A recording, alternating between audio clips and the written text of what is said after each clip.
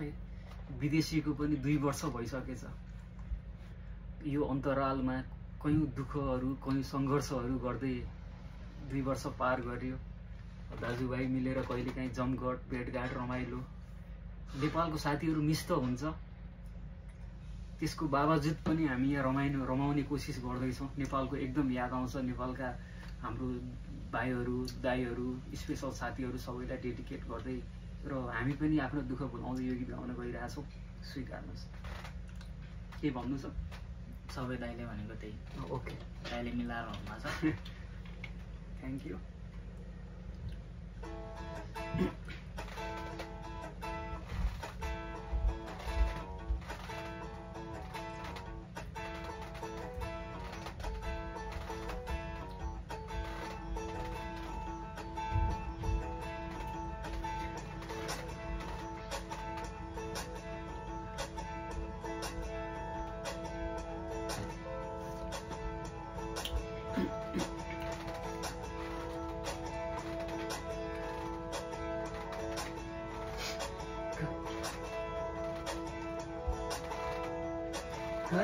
गनाउने साथी भाइ दर्शन नमस्ते है सबैलाई। दुःख सुख भन्नु यस्तै रहेछ, आइपो आफ्नो बिरहको पराई। हर बेग्लै सोचाइ आइपुगे म पनि केही गर्नलाई। सबैलाई सम्झना मनबाट नै आशा छ माया यो नमरोस् है मेरो मन। यहाँ भयो नि मेरो मन भने सानानी हुँदैछ हाम्रो नेपालमा, हाम्रो नेपालमा, नेपालमा।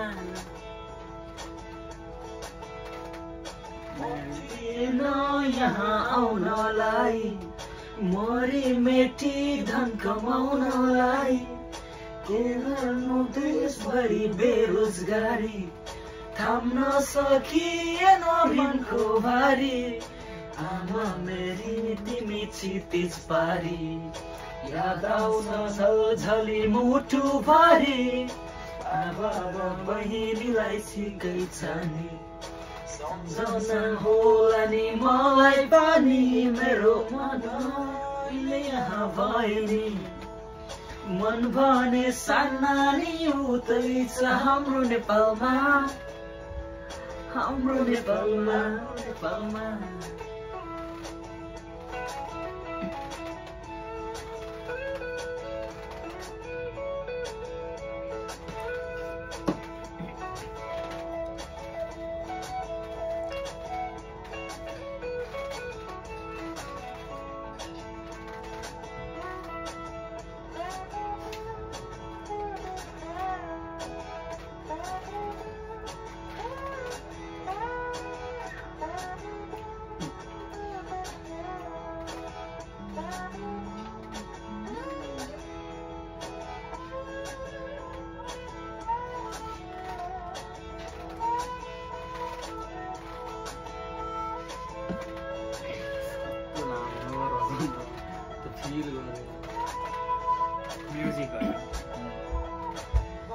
मेरी तिमी नरुनु है, आउने छु महली पर्खनु है। जिन्दगीमा मेरो तिमी बाहेक कोही छैन, चित्त नदुखाउनु है।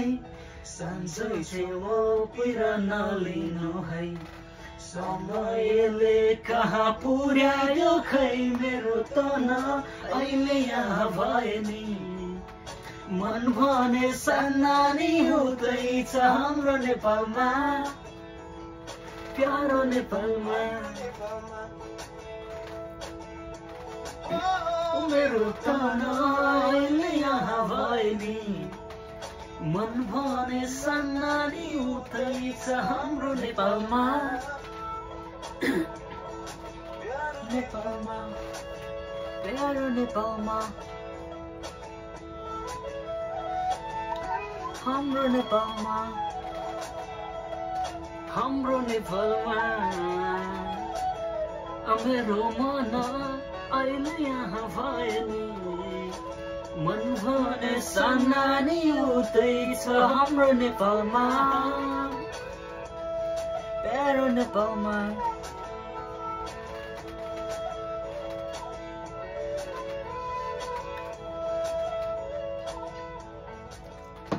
थ्याङ्क यू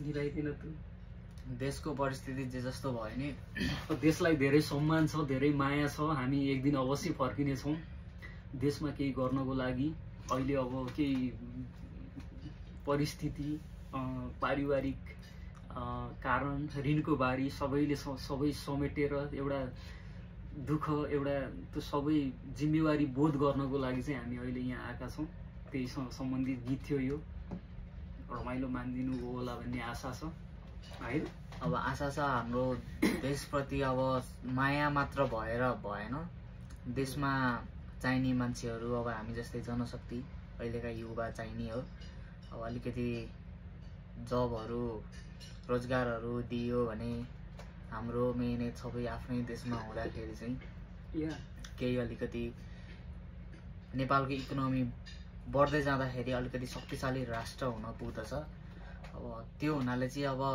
अहिले जुन द्वन्द्व चलिरहेको द्वन्द्व जस्तो यो आन्दोलन के अहिले राजावादी भन्दै के भइरहेछ हामीलाई जोसुकै आओस् डेमोक्रेसी भनेको यस्तो राम्रो चिज हो मान्छे लिड गर्ने मान्छे भएन केपी ओली चोर जस्तो शेरे जस्तो प्रचण्ड जस्तो त्यो घुस खाने अरबौँ बाहिर लगेर राख्ने अनि ती मनीहरू कसरी नेपालमा फर्काउने भन्ने अहिले तिनीहरूको ठुलो चुनौती हो अहिलेको समयमा साँच्चै भन्दाखेरि अब राजा आयो भने एउटा पावरमा हुन्छ पावर उसँग हुन्छ सबै कुरा उसैले ह्यान्डल गर्छ तर कमसे कम देश बेचेर खाँदैन बिस्तारो उँभो लाग्छ त्यसो भए के त राजतन्त्रसँग सहमति होस् एकदम भाइ मैले तँलाई एउटा कुरो थाहा छैन होला राजतन्त्र आयो भने के हुन्छ भन्ने तैँले राजाको बारेमा छिस्रिक्का ज्ञाने चोर मात्रै भनिस् भनेदेखि त देश निकाला हुन्छ जस्तो चाहिँ नबिर्सिने फेरि अहिले हामीले देशको प्रधानमन्त्री केपी ओली छ केपी चोर देश छोड भन्न पाइरहेछौँ क्या किनकि हामीसँग लोकतन्त्र गणतन्त्र छ होइन राजतन्त्रमा त्यस्तो हुँदैन फेरि होइन राजतन्त्रमा हुँदैन थाहा छ दाइ तर कुरा कस्तो भने राजालाई त्यसै मान्ने कुरा भने 240 वर्षदेखि दाइ नेपालमा राजतन्त्र थियो कल कारखाना कामहरू कति मान्छेले रोजगार पाएका थिए राजा हुँदाखेरिको तेरो I agree for your this point होइन राजतन्त्र हुँदाखेरि देशमा कल कारखानाहरू उद्योग धन्दाहरू सबै थिए देशमा भएका जनताहरूलाई देशमै राखौँ विदेश नपठाउँ भन्ने एउटा कन्सेप्ट राजाको हुन्छ प्रत्येक देशका राजाहरूको हुन्छ त्यो एउटा प्लस पोइन्ट हो देशको लागि चाहिँ होइन तर जनताको लागि सोच्ने हो भनेदेखि त्यो बेला कस्तो थियो भन्छस् भने जनताहरू जो माथि थिए जो तल थियो त्यो तलको तल थियो त्यो कहिले त्यसले स्तर उन्नति गर्न पाउँदैन थियो कि होइन त्यो चाहिँ थियो अब भन्न खोजेको राजतन्त्र अहिले आओस् होइन तर जुन यो संविधान छ नि संविधान संशोधन गरेर भनेको पहिलेको जस्तो राजतन्त्र नहोस् होइन संविधान भनेको धेरै किसिमको बनाउन सकिन्छ मैले अस्ति तैँले एउटा अमेरिकामा एउटा गर्छ नि केपी ओलीको त्यो युएसआइडी सबैको यो विस्तृत रूपमा पोल खोलेको एउटा दाल टङ्क छ नि त्यसको भिडियो मैले अस्ति भर्खर एउटा हेरेको थिएँ होइन यो शासनहरू चाहिँ डिफ्रेन्ट हुँदो रहेछ क्या भनेको अब राजतन्त्र आए पनि राजालाई र राष्ट्रपतिलाई मिलाएर केही अब सांसदहरू घटाउने होइन के गर्न मिल्छ क्या त्यो धाराहरू त्यो ल्यायो भनेदेखि हामी त्यो चाहन्छौँ समग्रमा भन्नुपर्दा हामी म नेपाल हाँसेको हेर्न चाहन्छु नेपाली खुसीले बाँचेको हेर्न चाहन्छु अत्याचार भनिदिने हो यो होइन त्यही हो है बालेनले राम्रो काम गरिरहेछ ह्याट्स अफ फर बालेन यस्तो हो भाइ कस्तो भने मैले एउटा जर्नलिस्टको रिपोर्ट हेरेको थिएँ सिधा कुरा जनतासँग जुन पहिला रवि लामिछानेले त्यो सो चलाउँथ्यो त्यो अहिले विजय भन्ने जर्नलिस्टले चलाउँदै गएको यति यस्तो स्ट्रेट फरवर्ड कुरा गर्ने चाहिँ उसको रिपोर्टमा के भनेको थियो भने 240 वर्षसम्म जुन यो राजतन्त्र थियो नि तिनीहरूले जति पैसा उनीहरूको एउटा लाइफस्टाइल हुन्छ त होइन, ठुला मान्छेहरूको लाइफस्टाइल हुन्छ, तिनीहरूले गर्छन् 240 वर्षमा जति उनीहरूले सकाए नि पैसा त्यो लाइफस्टाइलमा 30 वर्षमा 4 गुणा डेमोक्रेसी आइसक्यो क्या त। जिडिपी कसरी कहाँबाट कहाँ घट्यो भने त्यहाँनिर बुझिन्छ। हेर्नु तपाईँको वडा सदस्यलाई बाइक सब कुरा सरकारको, जुन जताबाट यो ऋणहरू माग्छ नि देश चलाउनलाई मात्र हो क्या दाइ। यो कल कारखानाहरू, यो जब क्रिएसन केही छैन, अनि इकोनोमी कसरी बढ्यो, नेपाल कसरी उँभो लाग्छ। त्यही माथि करप्सन हेर्नु त कति छ, सब करप्सन हुँदै। यो करप्सन पनि होइन कस्तो लेभल वाइज क्या, जस्तै होइन अब के भन्छ ओडाको कुरा गरौँ है। प्रत्येक जिल्लामा प्रत्येक ठाउँमा ओडा हुन्छ है। एक वडा अध्यक्ष सचिव उपाध्यक्ष यो भइसकेपछि एउटा जिल्लाको एउटा ओडाको ह्यान्डल भयो नि सबै होइन, त्यो भयो। अब सबै ओडामा आफ्नो नेतृत्व गर्ने मान्छे छ। अब केन्द्रको पनि छुट्टै छ क्या, यहाँ बागदौड सबै ओडा खुसीसाथ राम्रोसँग चलिसकेपछि केन्द्र किन चाहियो क्या, होइन भन् न। अब सिधै एकैचोटि माथि क्या भनेको सरकारसँग पुग्नु पर्यो क्या। यो चिज चाहिँ भनेको ग्राउन्ड लेभलको कुरा पनि सरकारमा पुर्याउन सक्ने संविधान बनाउनु पर्यो। त्यो हो भनेदेखि जस्तै त वडा अध्यक्ष भइस् भनेदेखि तैँले अब सरकारमा गएर चिठी पठाएर तेरो तैँले भेट्न पाउने सिस्टम, अनि तैँले आफ्नो वडाको बारेमा भन्न पाउने सिस्टम त्यहाँ राखिदिनु पर्यो क्या। केन्द्रमा जस्तै सबै वडाका मान्छेहरूले केन्द्रमा गएर भन्छन्, जिल्लाको केन्द्रमा तिनीहरूले त्यहाँनिर घुसखोरी गरिदिन्छन् क्या। भनेको सबै वडाहरूमा दिँदैन, जो उसका नजिक छन् निकटतम तिनीहरूलाई दिने हो। त्यो सबै वडाहरूले पाउँदैन, त्यही भएर सबै वडाहरू विकास हुँदैन। यस्तो भएको त्यो देश बिग्रिनुमा पाँचवटा कुरा छ। करप्सन, सबै कुरामा आफ्नो मान्छे होइन, कुलमान घिसिङलाई हटाइदियो। त्यही त करप्सन, सबै कुरामा आफ्नो मान्छे, त्यो नेपोटिजम भन्छ। त्यहाँबाट अनि अलिकति ब्याड लिडरसिप होइन, अनि मेन्टल्ली अनस्टेबल भनिदिन्छ म सिधै, पागल अर्दङ्गी हुन्छ सबैजना यो देश चलाउने मान्छेहरू। जस्तो सिस्टम छ त्यही अनुसारले जानु पर्यो नि त। पाँचौँ कुरा भन्दाखेरि यिनीहरूमा प्याट्रियोटिजम छैन दाइ। प्याट्रियोटिजम मलाई थाहा छ छैन दाइ। अर्को छैटौँ कुरा पनि मैले जोड्न दाइ। दक्ष राजनेता छैन क्या। दक्ष भने 8 पास गरेकोले चलाउने हो त देश। सुन्नु होइन, साँच्ची भन्दाखेरि मान्छेसँग कसरी डिल गर्नुपर्छ के गर्नु छैन क्या। बोली एउटा केही छैन, विदेशमा गयो इङ्ग्लिस नजानेर म मेन कुरा के भन्छु भने सब कुरा भनेको दिमाग हो क्या त, मेन्टालिटी छैन क्या। मैले होइन एउटा कसको इन्टरभ्यूमा सुनेको थिएँ, देश चलाउने मान्छेले अलिकति बिजनेस माइन्ड पारेको हुनुपर्छ भन्नुपर्छ। कस्तो भने समग्रलाई हेर्ने होइन, मान्छे जो अनेस्ट हुन्छ नि त त्यो मान्छेले गर्छ क्या। देशको इकोनोमी बढाउने, समग्रमा होइन देशको इकोनोमी बढाउने, सुपर पावरफुल हुँदै जाने, च्यालेन्ज गर्दै जाने। नेपालमा कति ऊ छ क्या दाइ, तपाईँको यो हाइड्रो इलेक्ट्रिसिटीहरू मात्र खोल्यो भने दाइ नेपालले सम्पूर्ण ठाउँमा बेच्यो भने दाइ सक्यो त। नेपाल त त्यत्तिकै उज्यालो हुन्छ, नेपाल त्यत्तिकै उज्यालो हुन्छ, त्यत्तिकै हुन्छ होइन। मान्छेहरूको छ क्या नेपालमा धेरै पोसिबिलिटी छ। तर चाइनाले होइन सबभन्दा ठुलो ड्याम बनाएर अहिले विश्वको सबभन्दा ठुलो ड्याम बनायो होइन। नेपाल एउटा यस्तो देश हो कि त्यहाँ कुनै ड्यामको जरुरत छैन क्या। जो माथिबाट जुन हिमालबाट तराईतिर पानी झर्ने हाम्रो जुन भौगोलिक छ, विविधता छ नि, भौगोलिक बनावट छ नि, त्यहाँ भनेको बिजुली त्यो फोर्सले जुन पानी आउँछ नि त्यहीँबाट बिजुली उत्पादन हुन्छ क्या। ड्याम स्याम कुनै उसको जरुरतै छैन। हाम्रो त्यस्तो देश हो होइन। गर्न चाहेदेखि हाम्रो देश हामी त छोड्दैन, हामी त होइन बसेर क्या, हामी त अलिअलि जग्गा जमिन भएको मान्छे प्लस हामी देश त यो विकास हुन्छ हाम्रो देश त। त्यस्तो बवाल भौगोलिक बनावट छ के। भनेको हाम्रोमा एउटा बोर्ड के भन्छ ल्यान्डलक कन्ट्री एउटा अलिकति ठुलो बेफाइदा चाहिँ हाम्रो त्यो छ। तैपनि हामीलाई अरूबाट इम्पोर्ट गर्नै पर्दैन क्या। होइन साँच्चै भन्दाखेरि अलिकति सम्झौता गरेर मिलाउन सकिन्थ्यो होला इन्डियासँग। त्यो त होइन, त्यो त ढुवानी त भइरहेछ नि त्यो गाडीमा त। म यस्तो सुन्नु न, इन्डियाले पनि सपोर्ट नगरे होइन, इन्डियाले जतिमा बेचिरह त्यतिमा नेपाललाई यो के भन्छ यो फ्युलहरू दिइरह। हेर्नु इन्डियामा जति पैसा पर्छ विदाउट एनी नाफा होइन, त्यत्तिकै दिइरह। अलिकति नाफा खान्छ होला तर दिइरहेछ क्या त त्यत्तिकैमा।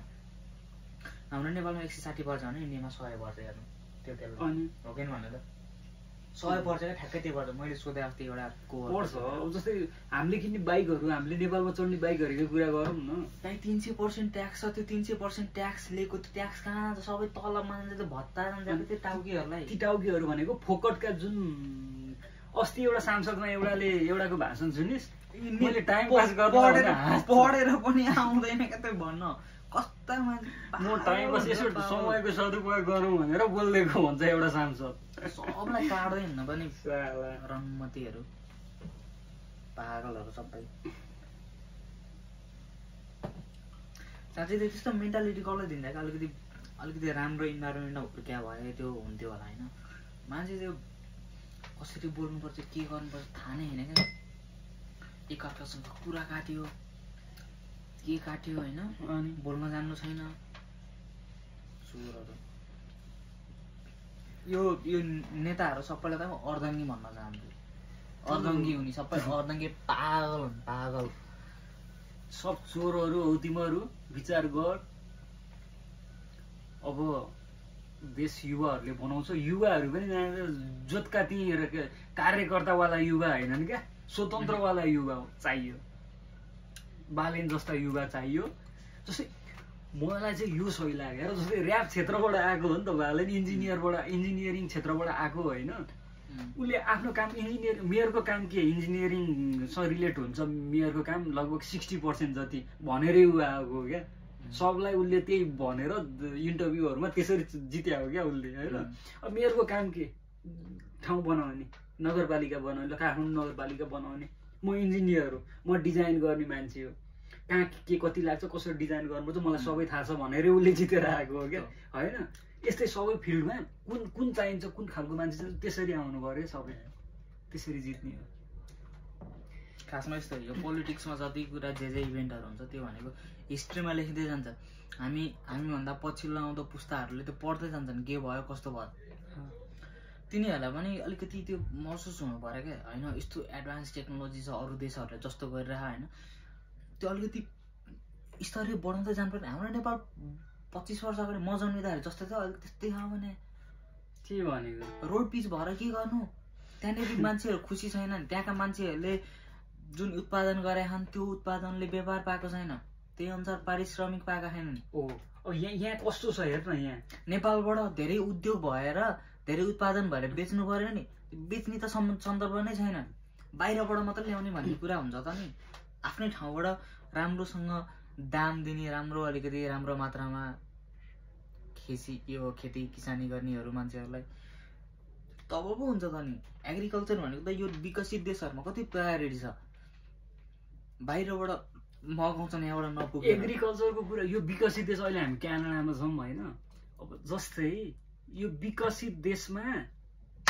यति महत्त्व छ कि एग्रिकल्चरको कि यहाँको सामानहरू नेपालमा त फ्रेस आजको भोलि नै त्यो सामानहरू कुहिन्छ क्या बुझिनस् यहाँ कति दिनदेखिको फ्रोजन अथवा यस्ता सामानहरू हुन्छ ल भन चिकनकै कुरा गरौँ हामी काठमाडौँमा मासु किन्न गयो भनेदेखि दाइ आजको हालिदिनु भन्छ भन्दैन ल हिजोको फ्रिजमा राखेको भनेदेखि हामी चुँदैनौँ पसलेले नै भन्छ कि फ्रिजको छ भाइ हुन्छ भन्छ पसलेले नै त्यो भनेको भोलिको भन्न खोजेको हिजोको भन्न खोजे हामी यहाँ मासु किन्दाखेरि 2 दिन पछाडिको डेट भएको लिएर गएर खानुपर्छ त्यस्तो छ अनि त्यो भनेको यति सर्टेज छ कि सबैलाई दिएको छ प्रायोरिटी दिएको छ बजार भाउ पाएका छन् सबैले सबैको कामको रेस्पेक्ट छ होइन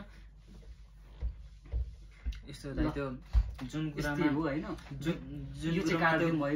जुन कुरामा इकोनोमी बढ्छ नि त्यो कुरामा अलिकति ध्यान दिनु पर्यो तर म यस्तो भन्छु कि राजा आउनु पर्यो यी सब चोरहरूलाई हाल्नु पर्यो जेलमा तिनीहरूको पैसा सबै एकदम लिगल्ली त्यो मनी नेपाल फिर्ता ल्याउनु पर्यो त्यो मनीले विकास गर्नु पर्यो त्यति हो कुरा अनि बल्ल तब हामी युवाहरू फर्किन्छौँ